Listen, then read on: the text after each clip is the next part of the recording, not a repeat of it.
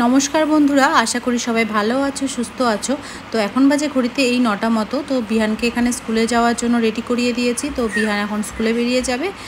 তো আজ কিন্তু বিহানের মুডটা ভালোই আছে, ওই জন্য দেখো চুপচাপই দাঁড়িয়ে আছে। তো স্কুলে যেতে ভালোবাসে, কিন্তু মাঝে মাঝে আবার হয় কি, ঘুমটা ঠিক করে না হলে সকালে উঠতে চায় না।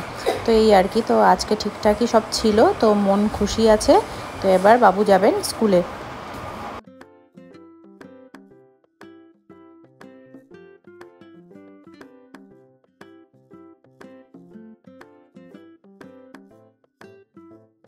তো এরপর বিহান স্কুলে বেরিয়ে যাওয়ার পর চলে এলাম ঘরের কাজকর্ম সারতে। আর প্রথমেই এখানে চাদরটাকে পাল্টে নিচ্ছি।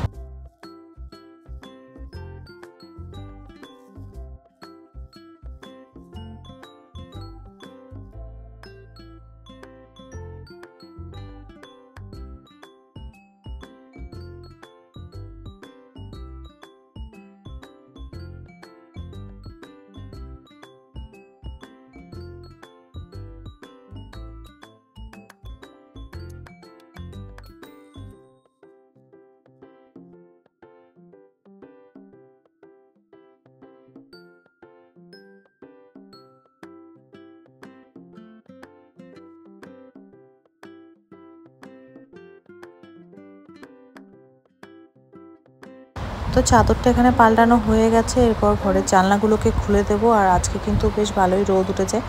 আর এরপর রান্নাঘরে রান্নাও সারতে হবে। তো যত সম্ভব তাড়াতাড়ি ঘরের কাজগুলোকে করে নিয়ে তারপর রান্নাঘরে যাব।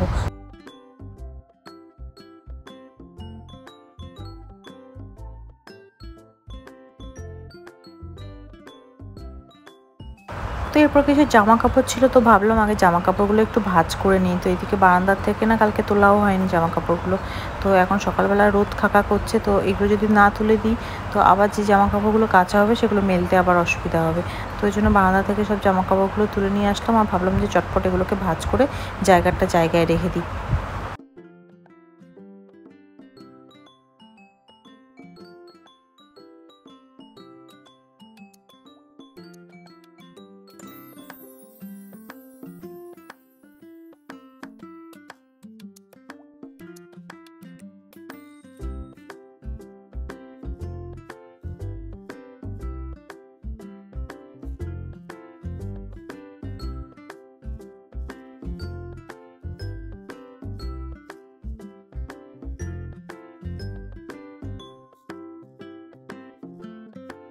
তো এদিকে আমি তো জামা কাপড় ভাঁজ করছিলাম, তো হঠাৎ করে এদিকে আহান কিন্তু উঠে খুব কান্নাকাটি শুরু করে দিল। তো ভাবলাম যে থাক, এগুলো পরে করা যাবে। তো ওকে আগে একটু খাইয়ে ওকে স্নান করিয়ে বরঞ্চ ঘুমটা পাড়িয়ে দিই, তারপর আমি ধীরে সুস্থে এক এক করে কাজগুলো করব।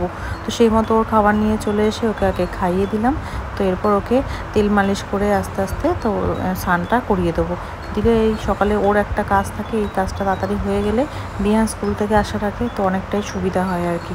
তো এদিকে ঘড়িতে 11:30 মতো বেজেও গেছে, আর বিহানও কিন্তু স্কুল থেকে চলে এসছে। তো তখনও আমার রান্না হয়নি, কারণ আহান কিন্তু খুব কান্নাকাটি করছিল। তো ঘুমাতেও চাইছিল না। তো অনেকটা সময় আমার ওখানেই চলে যায়। তো ওই জন্য আর সেভাবে রান্না করে উঠতে পারিনি। তো এরপর বিহানকে ফ্রেশ করিয়ে ওকে তারপর কিছু খাবার দিয়ে বসিয়ে টিভিটা চালিয়ে চলে এলাম রান্না করতে। তো আজকে রান্নার চাপ একটু কমই বলতে পারো, কারণ একরকমই রান্না হবে। আজকে ভাবলাম একটু বিরিয়ানি করব। তো সেই মতো সব কিছু গুছিয়ে নিয়েছি এখানে। এরপর রান্নাটা চাপিয়ে দেবো।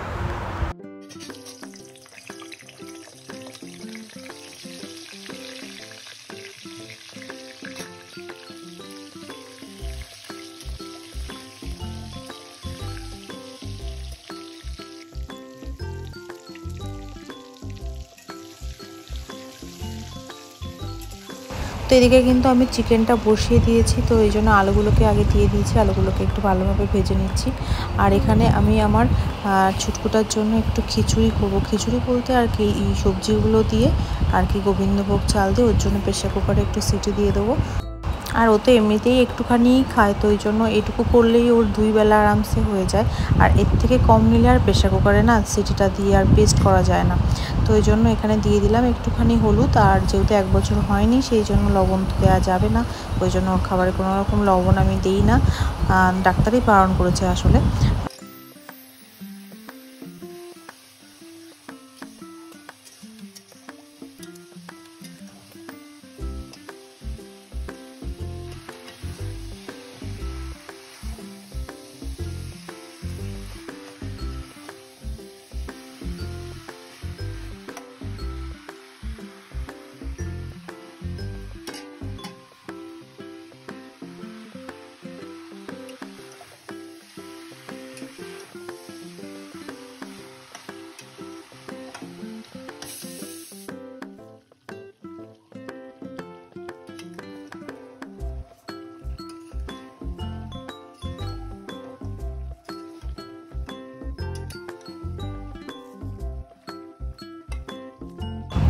তো এই যে ওর আর কি খিচুড়ি বলতে পারো, যেটা করেছি আমি ছোটটার জন্য, ওটা রেডি।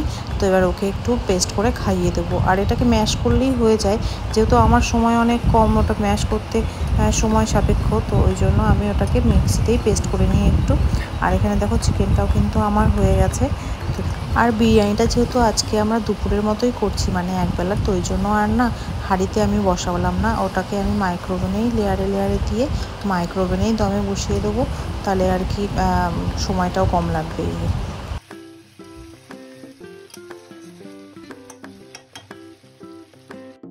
তো এই যে মাইক্রোওভেনের পটের মধ্যে এরপর আমি যেরকম করে আর কি হাঁড়িতে আমরা যেরকম করে লেয়ারে লেয়ারে সাজাই, সেইভাবেই আর কি এখানে সাজিয়ে দেবো।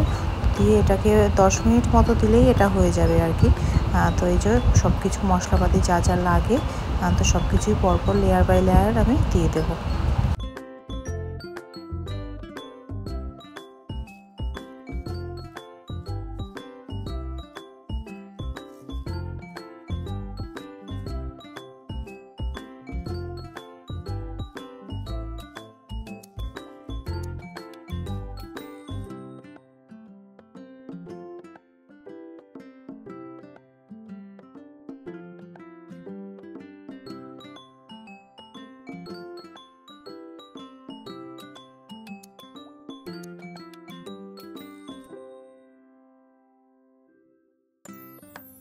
তো এখানে একটা বাটি হচ্ছে, ওখানে দিয়ে দিয়েছি আমি মাইক্রোওভেনে। আর এখানে কিছুটা রাইস বেশি হয়েছিল, তো এখানেও আমি আর কি সাজিয়ে নিয়েছি, তো এটাও দিয়ে দেবো। তো ব্যাস, এরপর স্নান দান করে এসে চলে এলাম খাওয়া দাওয়া করতে। তো এরপর নিজের জন্য সাজিয়ে নিয়ে বসেও পড়েছি। তো তোমাদের ভিডিওটি দেখতে কেমন লাগলো অবশ্যই কমেন্ট বক্সে জানিও। যদি ভালো লাগে তাহলে চ্যানেলটিকে অবশ্যই সাবস্ক্রাইব করে দিও আর পাশে থেকো। ধন্যবাদ।